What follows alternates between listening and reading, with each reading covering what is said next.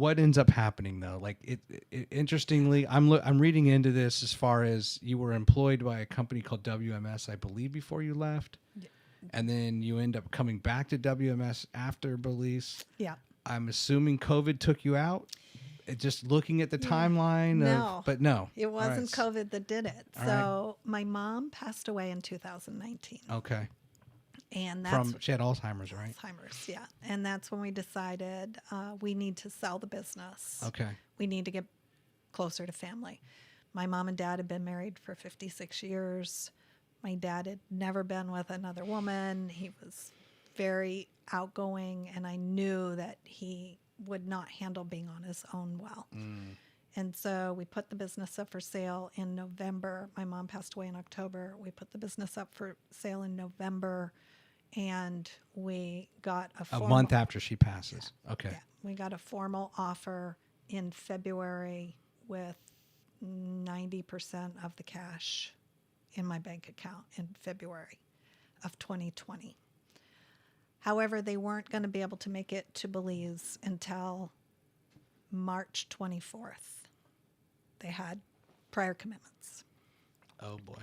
So March 23rd, Belize closed their public airport, no flights in or out.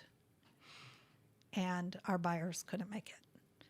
And as you remember, in those early days, nobody really knew what this meant. So we hung out for a week, and we got contacted by the embassy, the U.S. Embassy in Belize, saying you need to get out. They were encouraging all U.S. citizens to get out of Belize because the health care in Belize is not great. And there were only like 3 ventilators in the entire country. Oh, wow.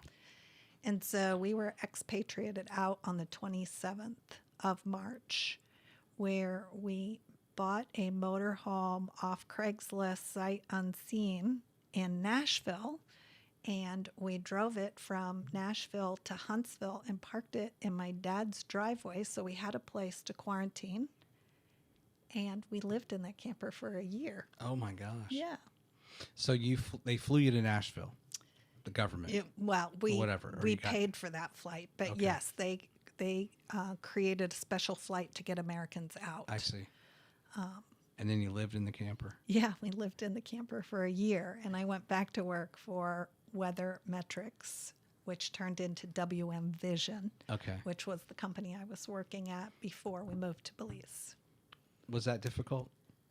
Yeah, it was really, really difficult. Yeah. I went back to help. So I was their first chief operating officer, and my role was put systems and processes in place so that they could continue to scale and grow over the years. And when I left, a lot of those systems and processes fell by the wayside. And so the president of the company asked me to come back and kind of get things back in order. While I was there, we rebranded. So we changed from Weather Metrics to WM Vision, which was better for the company overall. We landed our largest contract in the company history, a multi-million-dollar contract over 5 years. And it was great fun, but I knew that it was not the fuel for me. Yeah. And I agreed to kind of help Peter through those gates. Yeah. And then said, I need to find something else. Yeah. Yeah.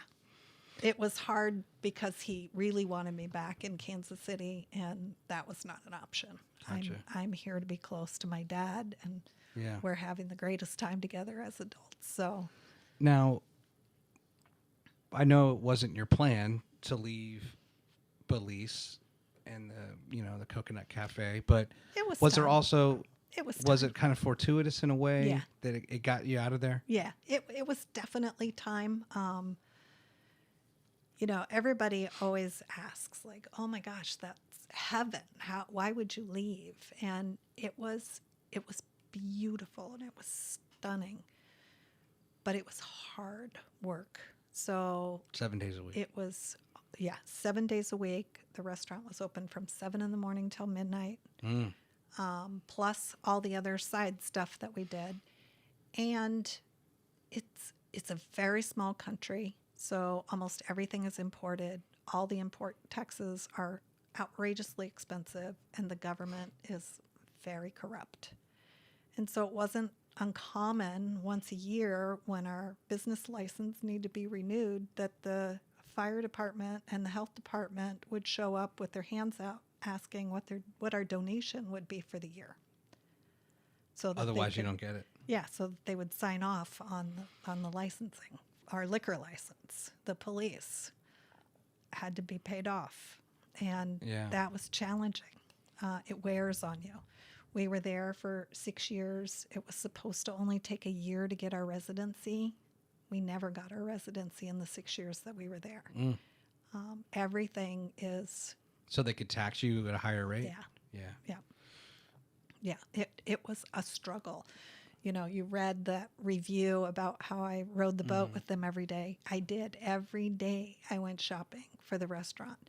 And it was physically carrying 50 pounds of chicken and 100 pounds of beef and 9 watermelons. And all of the beer and soda is served in glass bottles, and all of those are in crates. And our restaurant was a boat ride away. So all of that had to be put on a boat and then taken off the boat and brought to the cafe. Because you weren't using freezers or anything like that, right? Well, we did, but there's only so much freezer space, right?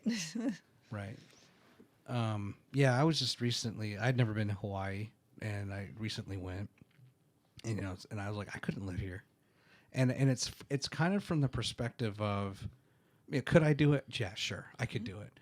But what, you know, when you live in Huntsville, well, Nashville is 2 hours away. Birmingham's there. You could go to Atlanta. You know, like you have options. Right. And sometimes I don't think people realize how much they enjoy having those options in life. I want to go skiing. I want to go to the beach. I want to go to the Atlantic. I want to go to the Pacific. And, you know, when you live in the 48 contiguous United States, you have those options. And as beautiful as Hawaii is, it's a small place. And, you know, there's some really good parts and there's some really bad parts. It's really crowded, you know, and I would think, you know, Belize is even smaller than that. So, but, you know, you're laser focused on your business, but then that also can be, did you feel at times, did it feel like the same level of stress as living in California with the commute and all that? It was totally different kind of stress. But stress nonetheless. Yeah. It was, you know, I used to laugh when I first moved to Belize. I struggled because there were no problems to solve, right? Like the biggest problem was to find a plastic lid to fit the plastic cup. Like you could buy cups and you could buy lids, but they didn't fit together. That was the biggest problem, right? But you worked really hard, and it was a grind, a physical grind in everything you did. Here in the States, and the work that I've done in the States have all been kind of a mental grind. And like I told you, I'm living my dream job now. But at the end of the day, I am so physically exhausted because I pour everything out to work with these founders. Now, could you have closed a day in Belize? We did in slow season. Okay. So during slow season, we were closed 1 day a week. Okay. And our hours were not as extreme. So they were 7 a.m. to 9 p.m. Yeah. And we had far fewer staff. We had far fewer customers. So it was only from Christmas to Easter that it was crazy busy. And then it was like a water spigot, right? So it was crazy busy for those 5 months. And then after those 5 months, very slow. Gotcha. What is the labor market like? You know, right now, post-pandemic, it's tough to find workers, but even then, it's all the challenge is always if you're doing anything restaurant and hospitality, right? You're constantly turning over your staff. Much the same down there? It was definitely the same there. Interesting enough, it very much is a island lifestyle. So, and it's not uncommon for other islands to be this way, but workers have this kind of right now mentality. So if I have enough money right now, I'm going to have fun right now. And I don't really need to go to work because I've got what I need.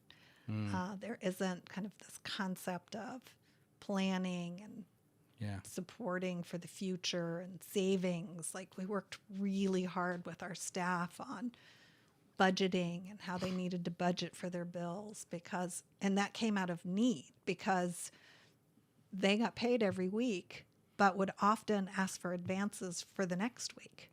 And so kind of I started working with them on, okay, let's take a look at your expenses. Let's take a look at your budget. Let's figure out how you can plan better so you don't need advances from your employer. Yeah.